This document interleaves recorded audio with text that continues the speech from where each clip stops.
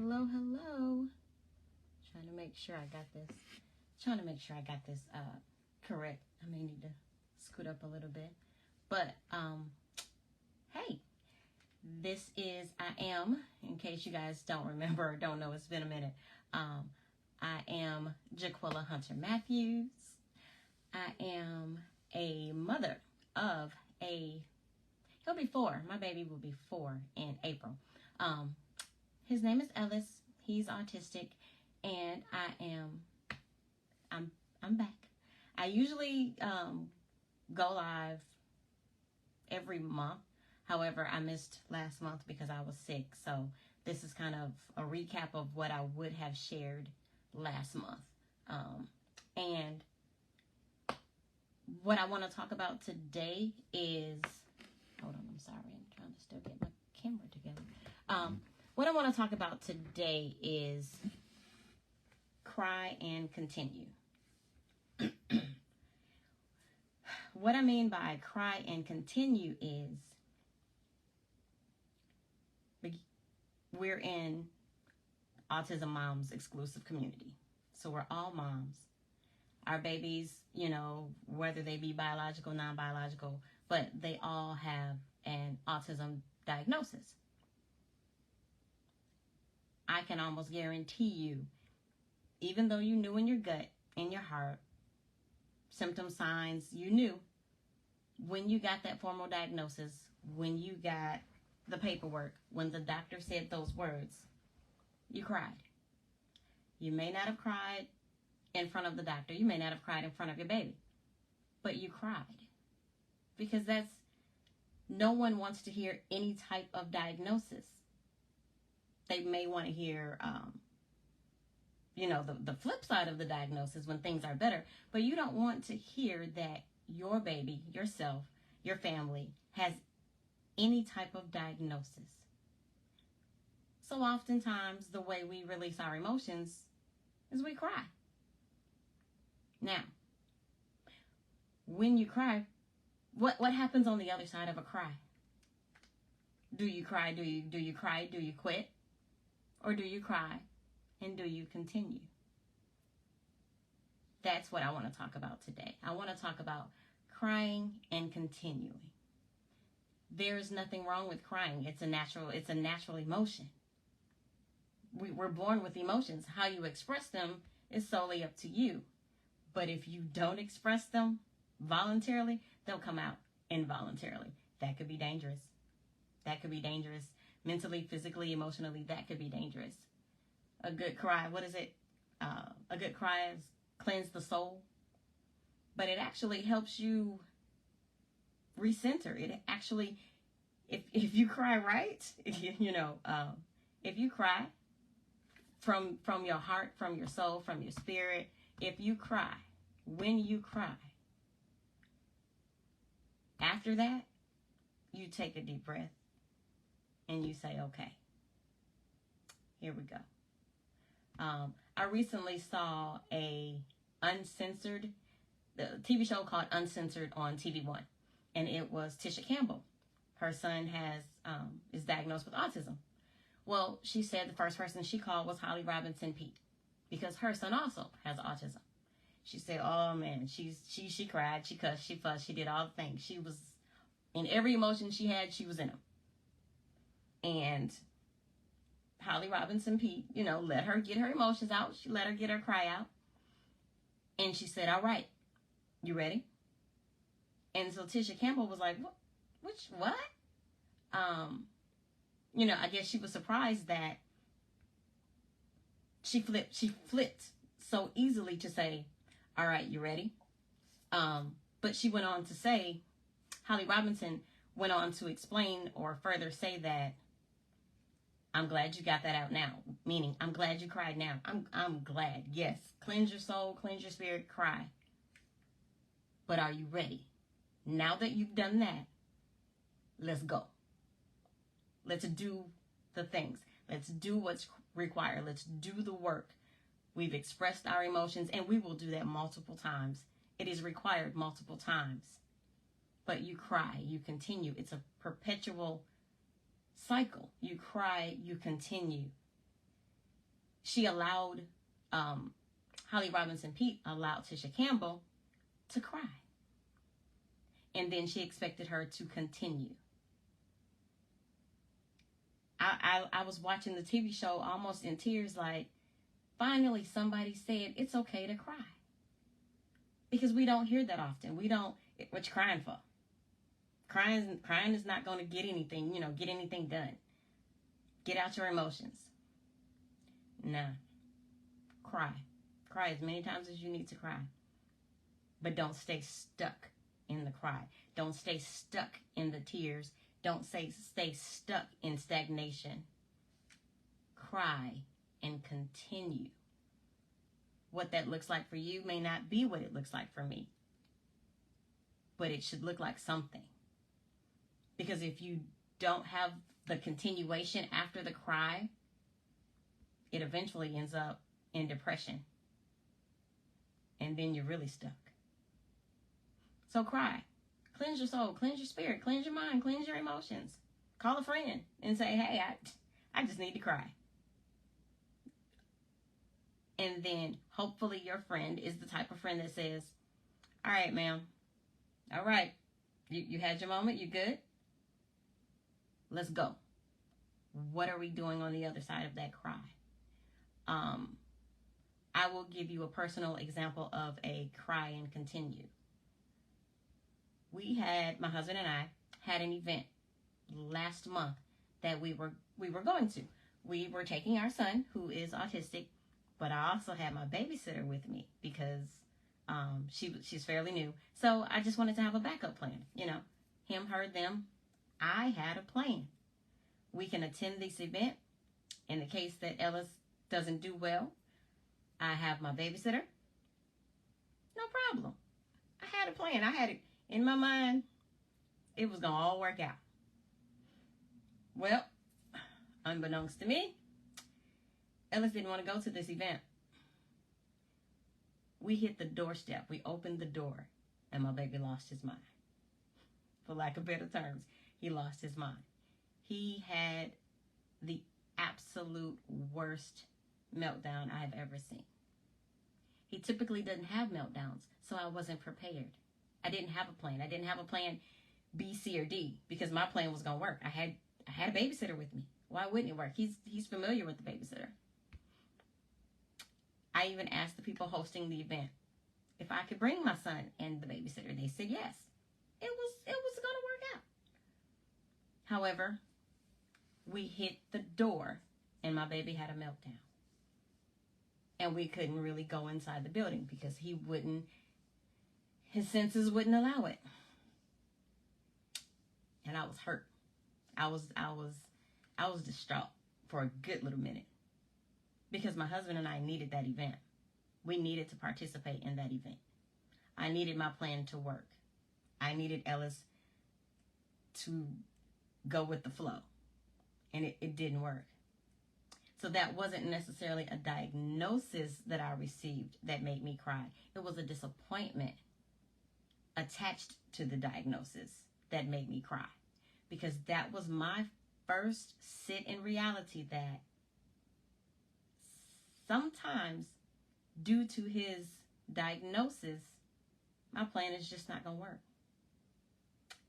No matter how concrete it is, my plan is just not going to work. And what do I do?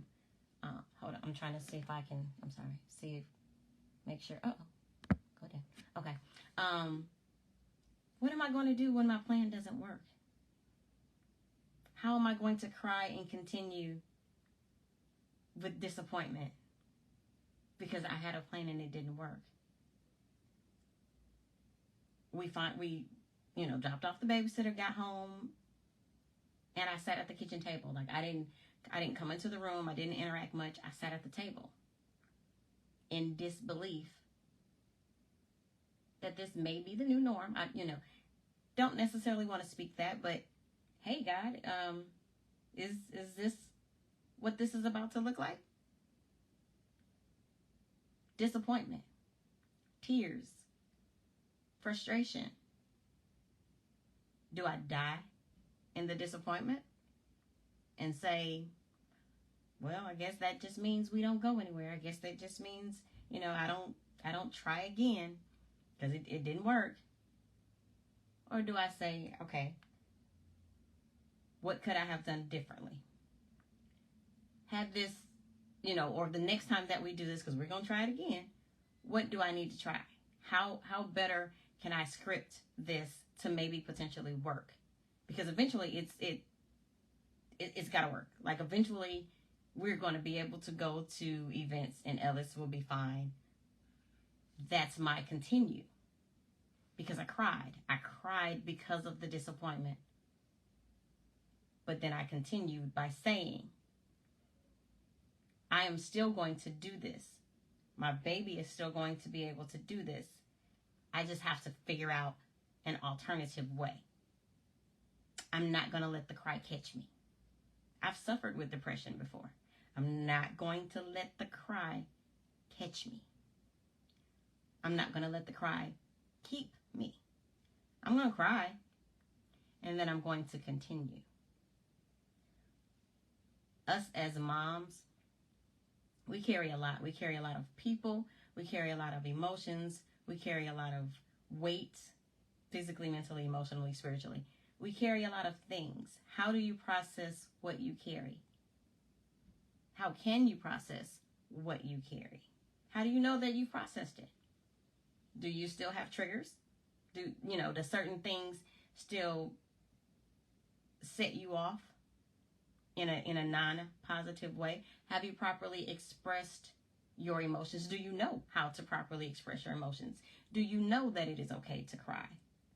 Do you know that it is okay to say, I'm feeling out of sorts today? Has anyone ever given you permission to cry?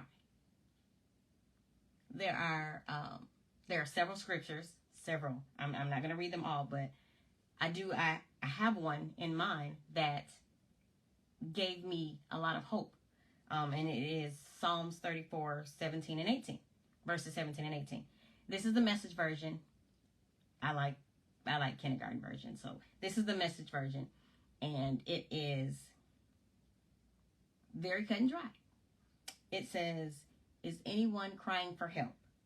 God is listening, ready to rescue you. If your heart is broken, you'll find God right there. If you're kicked in the gut, he'll help you catch your breath. That tells me that it's okay. That tells me that it's okay to cry. That tells me that because God has a remedy for it, it's allowed. When you read things, biblically, when you read things, if there's a solution, God knew it was going to be a problem. God is the solution. He knew that there were going to be issues. He knew that there were going to be concerns. Now, when your baby or your, individual received their autism diagnosis, what did you do? If you didn't cry, what did you do? Have you cried yet? If you have cried, what did you do afterwards? I went research crazy. Everything was a thing. Okay, when he does this, it might mean this. When he does this, it might mean that. But that was part of my processing. That was part of how I chose to continue, because I needed to be able to compartmentalize my mind. I needed to be able to process my emotions as well as counter my emotions. Because if I cried continually, what would that do for my baby? At that time, he was completely nonverbal. But you can sense, we sense each other, people as a whole. So if I'm sad and I'm crying and I'm gloomy, then my baby will feel that energy. That's not beneficial. Did I never not cry in front of him? Sometimes I did. Sometimes I sat there and I just watched him, and it was a lot. Some days it still is a lot. But again, process your emotions. Note your emotions. Journal if that's what you need to do. A good cry is always beneficial. go seek therapy. Have a cry session at your therapist's office. My therapist I've had many cry sessions. She has had yelling sessions where you just yell. You just get all your emotions and you yell. So when I say cry and continue, it doesn't literally have to be a cry, though again, crying is allowed.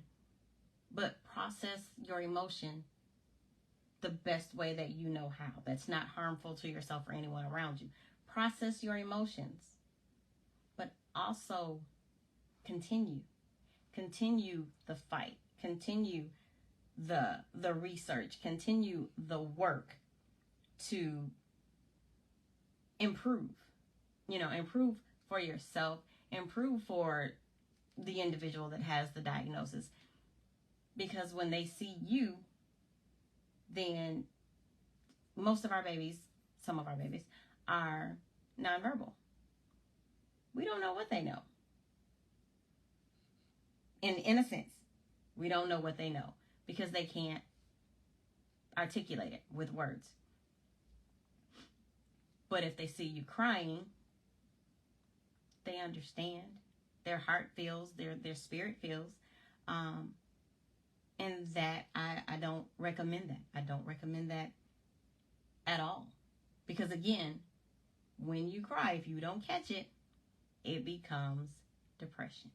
It can become depression. And if you don't have a way out, it could be detrimental. The other thing that I would suggest is counseling. Having a good counselor, having someone that will allow you to cry, having someone that will allow you to express yourself, having someone that will give you options of how to express yourself. My counselor has taught me, I forgot the acronyms, but it's a way to kind of distract myself when I'm feeling overwhelmed. But seek help. Acknowledge what you feel, how you feel. Another scenario I thought of is when my baby used to be an eloper. Not to the point where he kind of gets out the house eloper, but he's a runner. So I would always have thoughts of, what if he runs away, or what if he, elopes and I can't get to him? That always was and sometimes is a trigger for me. And it sends me in a not so good spiral of what if. And so sometimes it makes me cry. Though it hasn't happened detrimentally, the thought of it makes me cry. So, cry and continue. I'm trying to be proactive. I'm trying to get all the things that maybe can prevent him from eloping. Or in the event that he does elope, how can I, track him? What can I do? I'm trying to feel my emotions, but I am also trying to counter the what ifs of my emotions. If your baby has just gotten diagnosed, it's a lot. The paperwork, the follow-ups, the needs, the therapies, it is a lot. And a lot of times, it's a lot that you don't know nothing about. Because when the doctor gives you a diagnosis, they give you a diagnosis. They don't give you details. They don't give you a description. They don't give you information.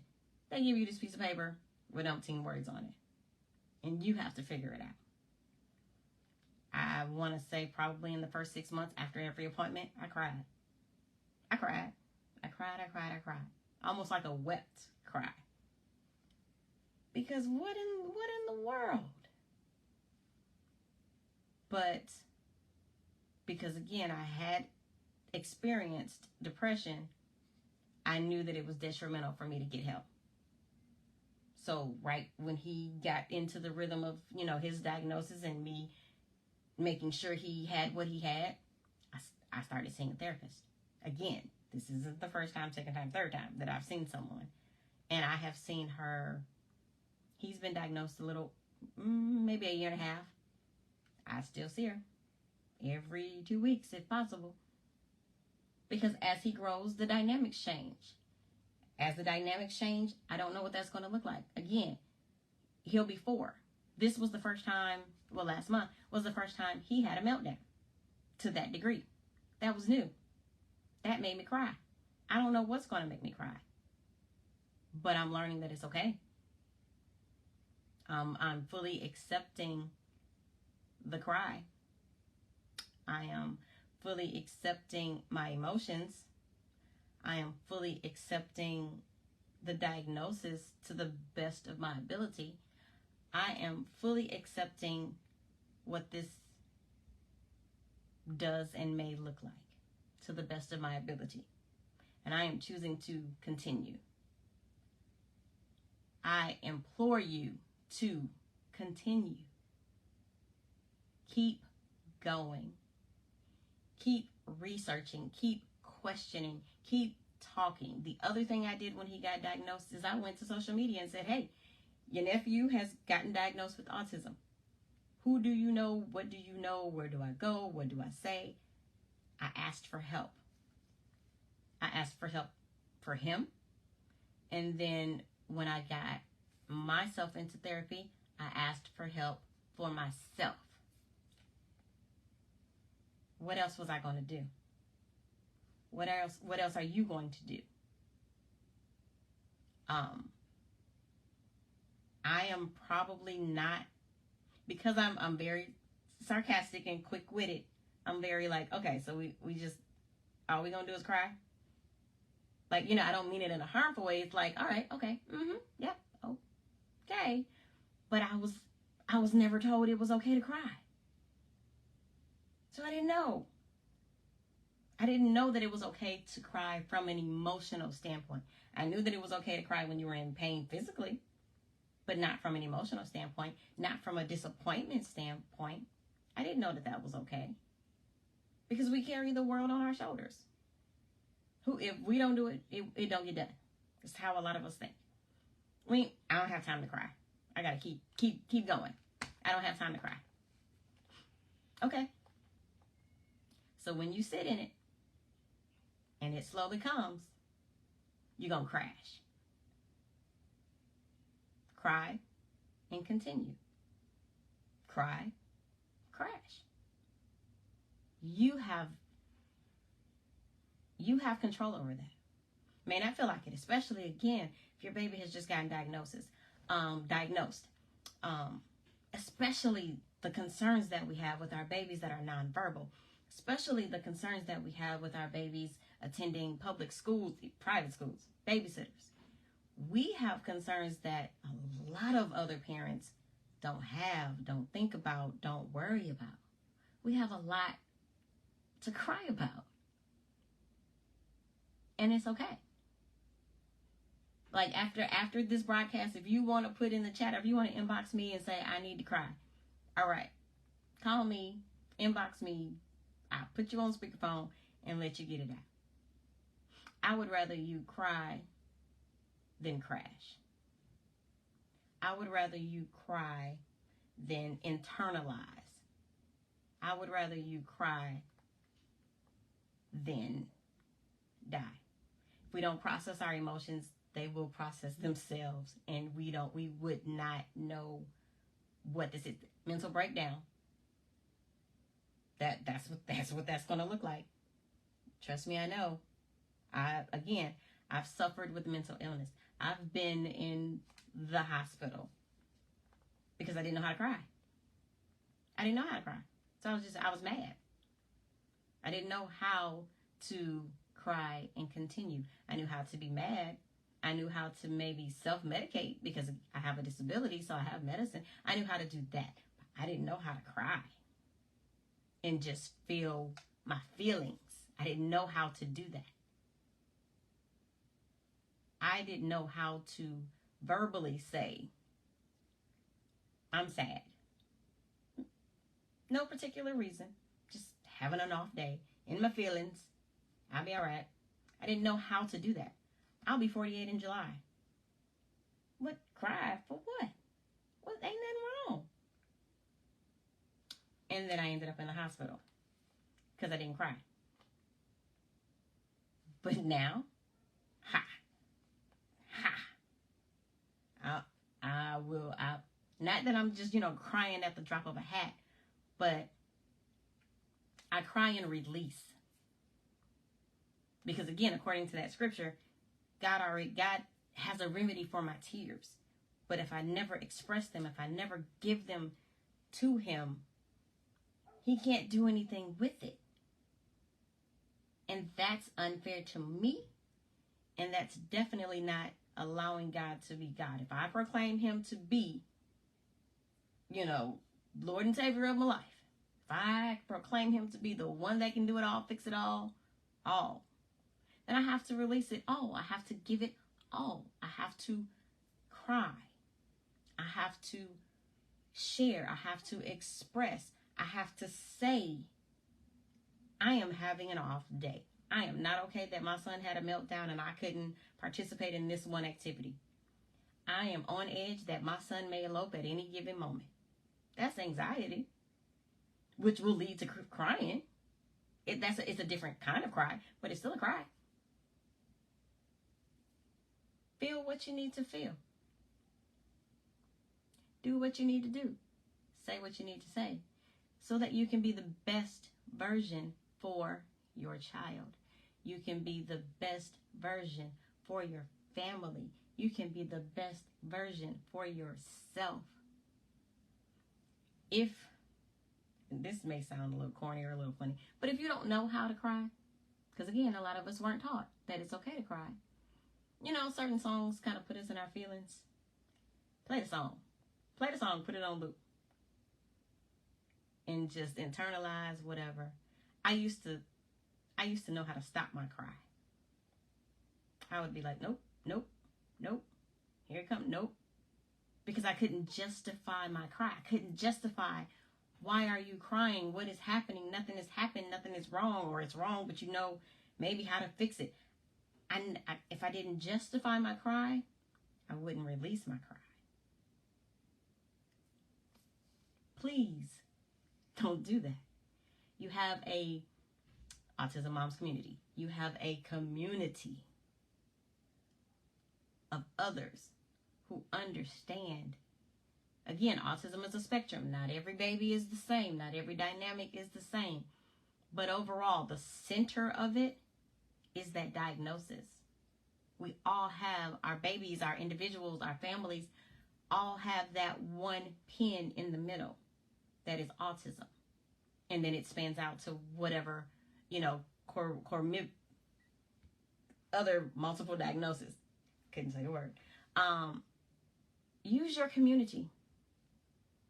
I've had someone recently share that they don't have a community. They don't have friends. They don't have anyone that understands. If you just have one person, then that's your community.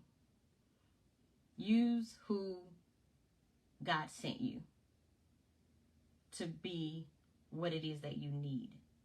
But allow yourself to need it. Allow yourself to express it. Allow yourself to say it. Allow yourself freedom to be. When you cry, it also releases toxins in your body that you may not even know that you have. You're shedding so much when you cry. Don't worry about what it looks like. Don't worry about what it sounds like. I used to also do that. You gotta cry quietly, cry privately. I ain't got time for that.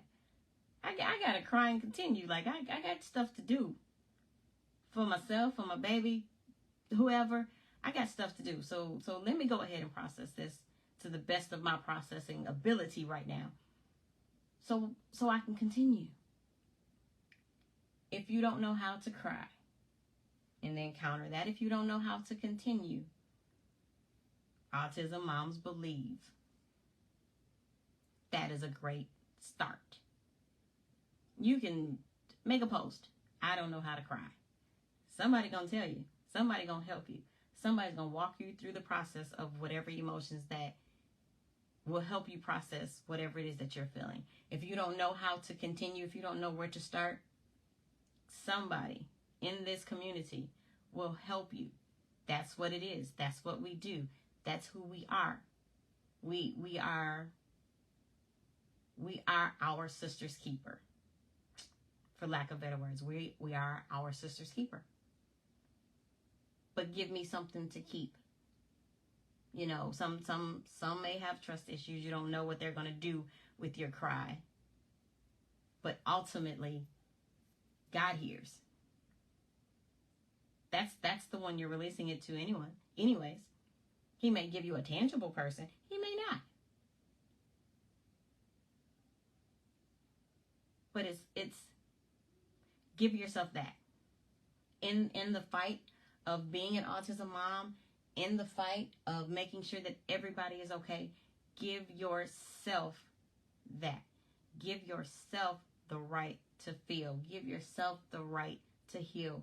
Give yourself the right to take a moment and just be in your emotions the best way that you know how. I don't have a lot. I don't want to linger that on. I will read the scripture again, and, again, just for your hearing purposes. So, if you want to further read it or read it in another version, then that way you will understand it in the way that you understand it. But it was Psalms 34, 17 and 18. This is the Message version. And it says, is anyone crying for help? God is listening, ready to rescue you. If your heart is broken, you'll find God right there. If you're kicked in the gut, he'll help you catch your breath. That's what the diagnosis did for me.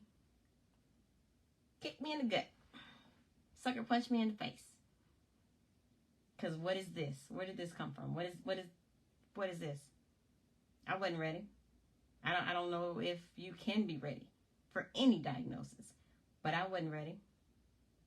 So everything that scripture said, I was crying for help. My heart was broken, and I was kicked in the gut. I went to the only one that I knew, the only source that I had at that time that could rectify or at least I know that he hears my prayers, my cries, I know that he hears me. So God, I don't know. I may not ever know. But I know I'm sad. I know I'm disappointed. I know I'm hurt. I know I'm confused. I know I'm angry. I know I'm frustrated. Every emotion there was, I'm like, yep. Check that box off. Check that box off. And then I found a tangible person. Check that box off. Check that box off. Pray for direction. Pray for a listening ear. Pray for help. Pray that God sends the right help. If you need counseling, I can definitely post links for counseling.